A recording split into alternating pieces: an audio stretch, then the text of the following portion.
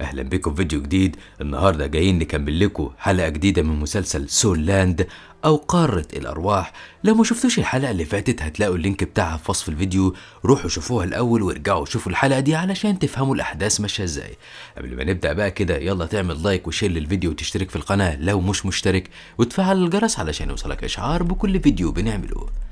بعد ما الأستاذ أخد تانج سان وراحوا لغابة صيد الأرواح، استدعى المعلم روحه القتالية وكانت عبارة عن حيوان صغير شكله ظريف جدا، وقال لتانج سان إنه منجحش في تجسيد روحه القتالية لوحش عملاق، وعلشان كده مش قادر يعدي المستوى ال30، وده خلاه يدرس الأرواح بشكل نظري. وقال له إن اسم روحه القتالية هو سان باو، وطلب منه يكتشف الطريق ومشي وراه.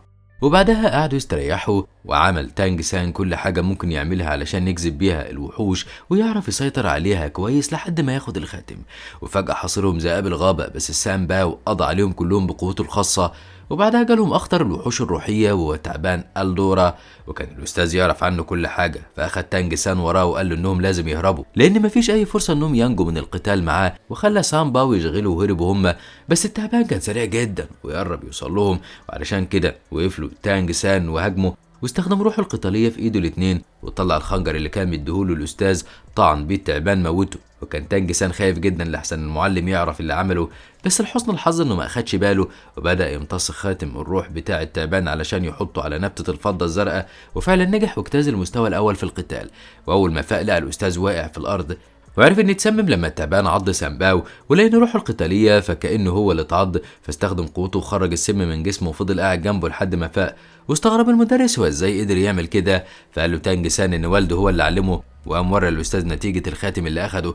واستغرب الاستاذ لما شاف قوته زادت ازاي، وعرف كمان ان بقى معاه مهارات سيد الارواح، وانه اخد من التعبان السم بتاعه بس مش مميت لكن بسبب الشلل. واول ما اتحسن شويه اخده ورجع المدرسه. ولما وصلوا مكتبه اداله كتاب هو مألفه بنفسه عن تسخير الطاقة الروحية، وطلب منه يقراه كويس ويتعلم منه، وقال له انه بعد اللي وصل له يقدر يروح يسجل في معبد الأرواح وياخد مكافأة شهرية ودي هتغنيه عن انه يشتغل. شكره تانج سان ومشي راح يدور على شاو وو، وكانت بتتخانق مع مجموعة ولاد تانية بتنمروا عليهم بس أقوياء جدا. ومن أول ما شافهم تانج سان وقف اتفرج على وانج شان وهو بيضرب واحد من المتنمرين. ولما المتنمرين بعتوا ولد تاني قرر إنه يقتله بنفسه، وأول ما طلع النبتة فضلوا يضحكوا عليه ويتنمروا برضه عليه، بس تانج سان استخدم النبتة وكتفه في الأرض، وقال له لو لسه عايز يقاتل تاني هيدوقه سم تعبان ألدورا. فخاف الولد واستسلم واعترف لشاو وو إنها زعيمة المدرسة كلها. وسابهم تانج سان وراح للمعلم سايناتو وطلب منه يقيم روحه القتالية علشان ياخد المكافأة الشهرية اللي قال له عليها الأستاذ. وسابوا سايناتو مع المعلم موشو اللي قال له ان في 5 قصور فيهم مقياس للطاقه، لكن اعلى مستوى فيهم هو قصر الدلو، وده يعتبر حلم كل اسياد الروح. واخدوا وقفوا قدام جوهره واداله المعلم كوره لمسها علشان يعرف مستواه، واتفاجئ جدا لما لقاه في المستوى ال13. ولما ساله عن الحيوان اللي اخد منه الخاتم الروحي قال له تانج سان انه تعبان الدورا. فساله المعلم موشو مين معلمه العبقري اللي خلاه يطلع مستويين مره واحده. ولما عرف ان معلمه هو الاستاذ طلب منه يبقى فارس من فرسان معبد الارواح، بس تانج سان رفض وقال له انه مبسوط في المدرسه، وسابه وراح لمحل حداده في السوق وطلب منه يشتغل معاه. بس صاحب المحل قال له انه لسه صغير وهدومه كمان ما ينفعش يشتغل بيها. فراح تانج سان لبس قماشه فوق هدومه ورجع له وقال له ان والده علمه الحداده، ده غير انه قوي جدا. فضحك عليه صاحب المحل هو وكل العمال اللي شغالين معاه، فطلب منه تانج سان يسيبه ويثبت له. فوافق الراجل وساب المطرقه في الارض وقال له لو قدر يشيلها هيصدقه. وافتكر تانج سان كل حاجه علمها له والده وكل التعليمات اللي قال له عليها، وان سر القوه في تركيز الطاقه الداخليه، واستغل كل عضلات ايده ورجله، ومسك قطعة الحديد حطها في النار سخنها كويس قوي، ورفع المطرقة وفضل يضرب بيها على الحديد ضربات متتالية لحد ما جهزها خالص. والكل كان مستغرب من قوة تانج سان ويعينه وصاحب المحل فورا. وبعد سنة كاملة أخد الكل أجازة من المدرسة، فرجع تانج سان لبيته وراحت معاه شاو وو، ولقى هناك الجد جاك اداله رسالة من والده بيقول له فيها إنه مشي، وطلب منه ما يدورش عليه ويحاول يلاقي طريقه بنفسه. فزعل جدا تانج سان. وفي الوقت ده وصل للأستاذ واحد متخفي قال له إنهم ما شافوش بعض من 20 سنة، والراجل المتخفي ده كان تانج هاو والد تانج سان، وقال له انه هيبعد خالص ويمشي، وطلب منه انه يخلي باله من تانج سان، واداله اشاره وسابه ومشي. وحاولت شاو وو انها تهون على تانج سان حزنه، وفعلا نجحت واخدها وراحوا للتل الكبير المليان زهور وفراشات، وطلب منها تكون اخته الصغيره لانه محتاج لحد عزيز عليه في حياته، ووعدها انه يحميها طول الوقت. ففرحت ووافقت، وفضلوا على التل يلعبوا، وادالها جهاز سهم الايد هديه. وقال لنفسه انه ساب قبيلة تانج من 6 سنين، بس عمره ما نسي ان واحد منها. وبعد 5 سنين كبر تانج سان وطلب منه الاستاذ يقدم في مدرسة اعدادية بعيدة، فسمع الكلام وراح من غير ما يعرف السبب. وراحوا الفندق، فالموظف قال لهم ان مش متاح غير اوضه واحده بس، وكانوا لسه هياخدوها. جه واحد اسمه داي وقال للموظف ان هياخد الاوضه، وكانوا لسه يتخانقوا معاه. جه مدير الفندق وطلب منهم يهدوا وادى الاوضه لداي، ولما اعترضوا طلب منهم داي انهم يقتلوه. وفعلا وقف تانج سان يتقاتل معاه. في البداية هزموا لحد ما داي طلع روحه القتالية، وكانت عبارة عن نمر أبيض قوي جدا، وفضل يستهزأ بنبتة تانج سان. والمرة دي فعلا داي بقى أقوى ودمر النبتة. وحتى لما تانج سان كتفه بالنبتة وسممه، استخدم داي الخاتم الروحي التالت اللي معاه. والمفاجأة كمان إنه كان في المستوى ال37، وعلشان كده السم ما أثرش فيه. وقال لداي إن فرق القوة بينهم كبير جدا، وسابه ومشي وساب لهم الأوضة. وأول ما دخل تانج سان الأوضة قعد يفكر في أي طريقة قتالية لقبيلة تانج يقدر يهزم بيها داي. وبعد ما ارتاح اخد شاو وراحوا على محل كبير بيبيع كنوز، فاختار تانج سان حجر شكله ملوش قيمه وقرر انه يشتريه. وفضل الراجل يغلي عليه السعر، لكن اول ما شاف الحزام اللي تانج سان لابسه وعرف انه تلميذ الاستاذ فاداله الحجر ببلاش. وروح كسر الحجر بالمطرقه وحوله لكور صغيره، وقال لشاو ان ده سلاح طبيعي بيخترق جسم اي حد من غير ما يشوفه لانه حجمه صغير. وراحوا بعدها على مدرسه شريك علشان يقدموا فيها، وكل اللي كانوا رايحين يقدموا كانوا مستغربين من شكل المدرسه القديم قوي، وكانت كانها بيت مهجور. وكان في واحد قدم لابنه، ولما ابنه اترفض ما وافقش المعلم انه يديله رسوم التسجيل اللي دفعها. وجه داي وقال له انه هيردوا له رسوم كامله لو قدر يهزمه، بس الراجل اول ما شافه خاف واخد ابنه ومشي. وكان المعلم هو كمان وصل لمستوى امبراطور الروح، وقال لهم انهم مش بيقبلوا غير مستوى عالي من الطاقه، ولازم يكون كل التلامذه موهوبه. ولما جه الدور على شاو وتانج سان اتقبلوا، واخدهم داي ودخلهم المدرسه. وهناك شافوا اوسكار تلميذ هناك بيبيع هوت دوج شكله شهي جدا، فراح تانج سان اشترى منه، بس لحقوا داي لانه ملوث. وحذر اوسكار وقال له ان تانج سان في مقام اخوه الصغير، وطلب منه ما يبيعش تاني في المدرسه.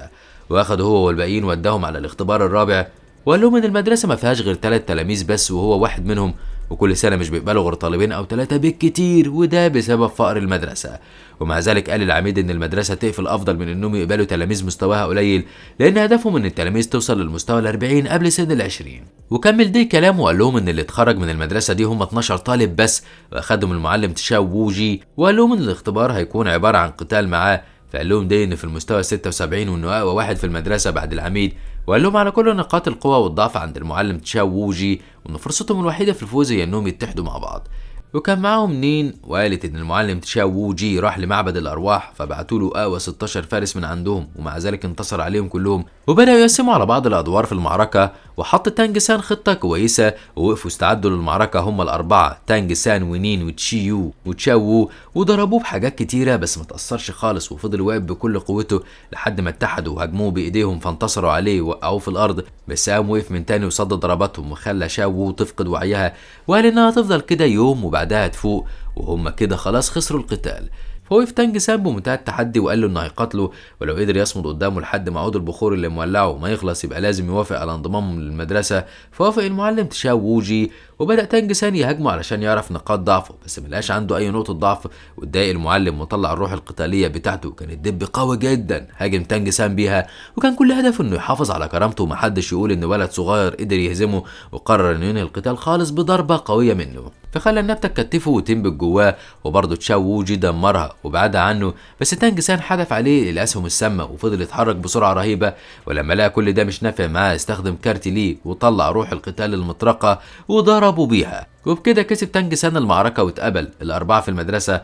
فاعتذر له تانج سان وقال له انه كان مضطر يتصرف بالطريقه دي علشان يكسب الاختبار، وشال الاسلحه الخفيه من جسمه واداله اوسكار هوت دوج فيه علاج علشان يخفف جروحه. ولان الكل كان تعبان سندهم اوسكار وداي لحد السكن. وراح المعلم هو كمان لاوضته وسمع صوت بيناديه وفضل يستدرجه لحد ما وصله للغابه، وظهر له نبيغه دالو وفي ايده مطرقه عملاقه، وقال له انه هيردوا له اللي عمله مع الولاد الصغيرين.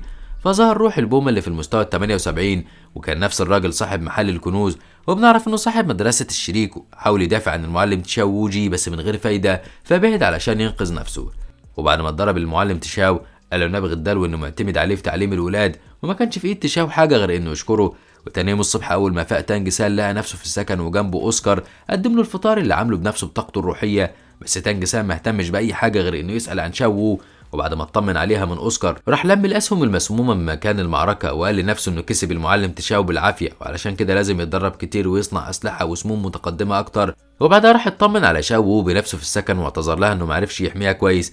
فقالت له ان المعلم كان قوي جدا وهو واقف قدامه بكل شجاعه وعمل كل اللي في ايده. وهما بيتكلموا بقى لقوا ولد مسك بنت بالعافيه وعايز يضربها، فاتدخلت شاو وو وطلبت منه يبعد عن البنت، فكان هيضربها هي كمان. وطبعا تانج سان اتدخل ووقف في وشه، ومن هنا بدات الخناقه. واكتشف ان الولد عنده روح قتاليه في نفس مستواه.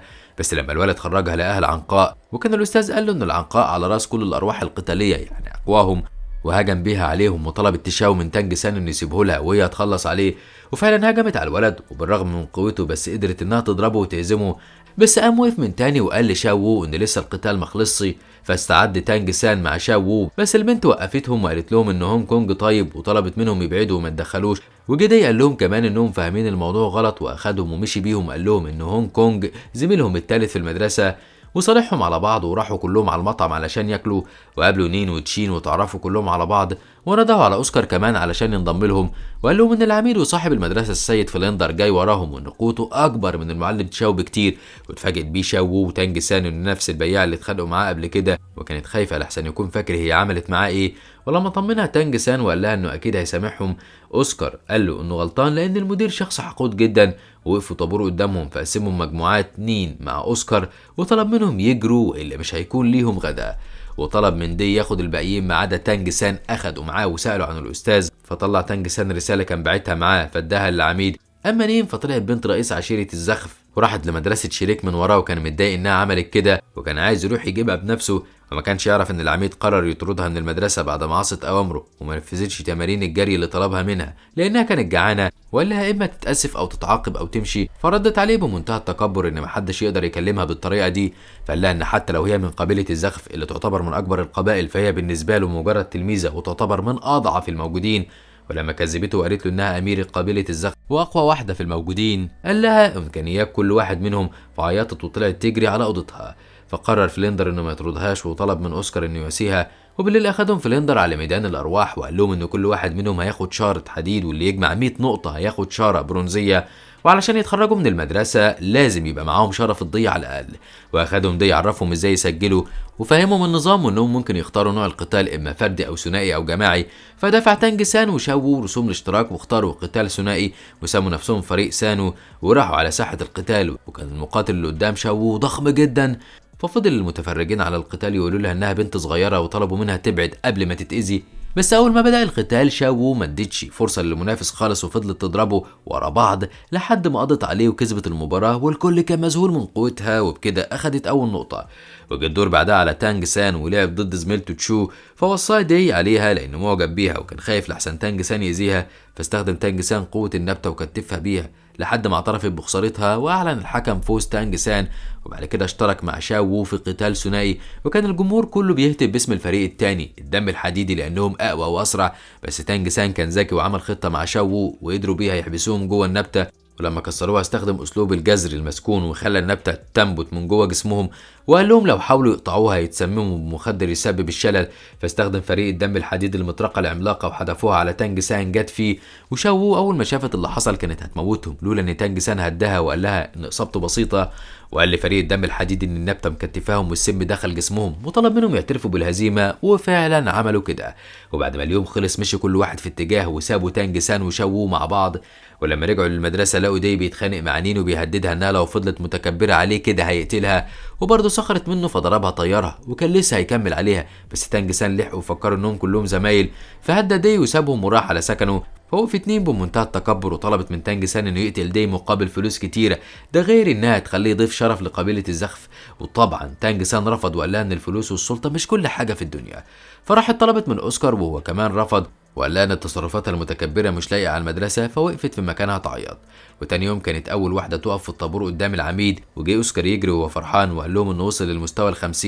فقال لهم العميد انه هيخلي المعلم شاو ووجي ياخدهم لغابه يتدربوا هناك. وكان تدريب اليوم هو انهم ياكلوا الهوت دوج بتاع اوسكار. واول حد بدا التدريب هي نين، وقالت للعميد انها عايزه تستنى في المدرسه. وتاني يوم راحوا للمعلم شاو ووجي، وخلى دي هي المسؤول الاول. فبدا دي يوزع عليهم الادوار، وحذرهم المعلم انه مش هيتدخل غير مع الوحوش الروحيه الاليفه وبس. ودخلوا الغابه مع بعض. وفي اخر اليوم راحوا المطعم علشان ياكلوا، وهناك قابلوا طلبه مدرسه الاشراقه الزرقاء اللي اول ما دخلوا ضربوا الجرسون، وواحد منهم حب يعمل مشاكل مع دي ويوقع عليه الاكل. لحقوا تانج سان وضربوا دي، فوقف كل طلاب مدرسه الاشراقه الزرقاء علشان تهاجمه. وشاف تانج سان ان كفايه عليهم بس ان شاو وو هي اللي تقف قصادهم، وفعلا كانت بتطيرهم في الجو واحد ورا التاني لحد ما خلصت عليهم كلهم، ومبقاش فاضل غير مسؤول الشؤون الخارجيه جيجو. فوقف دي وتانج سان وكمان كونج قصاده، فسخر منهم لانه اقوى بكتير، وسالهم عن معلمهم، بس هم قالوا له انه اقل من انهم يشغلوا بال معلمهم بيه، وحطوا خطه يهزموه بيها، واتفقوا انهم يتقاتلوا بره المطعم. وفعلا خرج وقام كل واحد بدوره وفضلوا يهاجموه لحد ما جالهم المعلم تشاو وو جي وطلب منهم يسيبوا كل حاجه ويمشوا.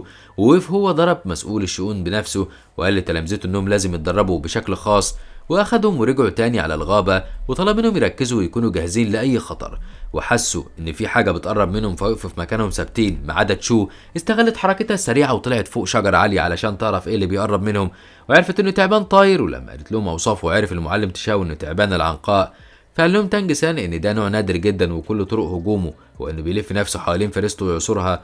ولما لقى المعلم يعرف معلومات كتيره عن الوحوش طلب منه يبقى هو المسؤول، فقسم تانج سان عليهم الادوار علشان يمنعوه من الهرب. وفعلا حاول كل واحد يستخدم كامل قوته، ومسك المعلم تشاو من ديله وفضل يضربه لحد ما بقى مش قادر يتحرك، وادى الاوسكار سكينه علشان يقتل بيها التعبان وياخد خاتم الروح ليه. لكن جت واحده وقفته في اخر لحظه وقالت لهم ان اسمها تيان، وكانت رافضه ان ولد صغير زي اوسكار ياخد خاتم روحي نادر كده، لانهم لقوه قبلهم وكمان هي جرحته بعصايتها ببطنه، وبكده يبقى حفيدتها هي الاحق بيه. وكانت تيان مشهوره انها من قبيله الافعى واتجوزت واحد من قبيله التنين، ووقت اي معركه بتتحد روحها مع التنين وتبقى قوتهم في نفس مستوى نبغ الدلو. وعلشان كده المعلم تيشان قلقان ان التنين يوصل لهم ويموتهم كلهم، بس في الاخر بلغها انه مش هيتنازل عن التعبان. فعرضت عليه تيان ان اوسكار وحفيدتها يتقابلوا واللي يكسب هو اللي يستحق انه ياخد التعبان، بس برضه المعلم رفض لان اوسكار سيد طعام ومالوش في القتال، وعلشان تانج سان يحل المشكله دي اتطوع انه يقاتل مكانه.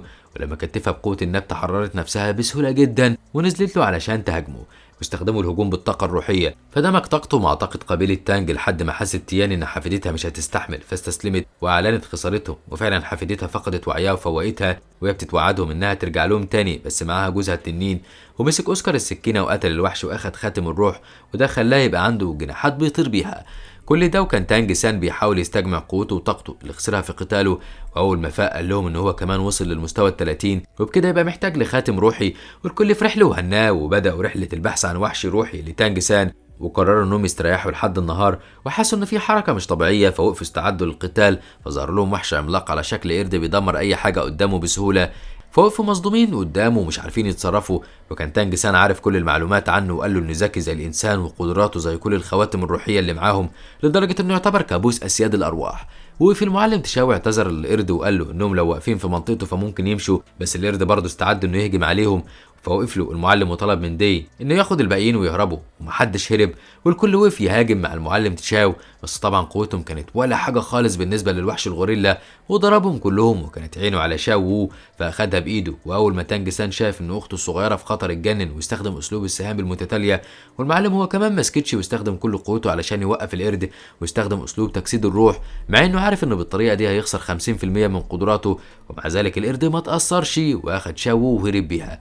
فجري وراه تانج سان وهو بيفتكر كل اللحظات الحلوه بينهم، ولما قرب من القرد ضربه القرد ووقعه، ومع ذلك ما استسلمش وقام وقف من تاني، بس كان القرد اختفى خالص فاضطر انه يرجع لزمايله. وطلب من اوسكار انه يتنازله عن الخاتم الروحي الثالث اللي معاه علشان يقدر ينقذ شاو وو، ومن غير اي تفكير وافق اوسكار واداله الخاتم. فاخده تانج وطار يدور على القرد وشاو وو، والمفاجاه اللي ما كانش حد يتوقعها ان شاو وو طلعت تعرف القرد وطلبت منه ما يأذيش اصحابها تاني، وقعدت تتمرن علشان هي كمان توصل للمستوى ال30. اما تانج سان فكان في الغابه ما يعرفش انها في امان، وان هو اللي بقى في خطر مميت لانه ظهر له وحش تاني اشرس بكتير، ومحدش لسه عارف مين فيهم اللي هيخلص على التاني. فياريت تقولوا لنا توقعاتكم في الكومنتات للحلقه الجايه، وما تنسوش اللايك والشير للفيديو والاشتراك في القناه وتفعيل الجرس علشان يوصلكم مننا كل جديد.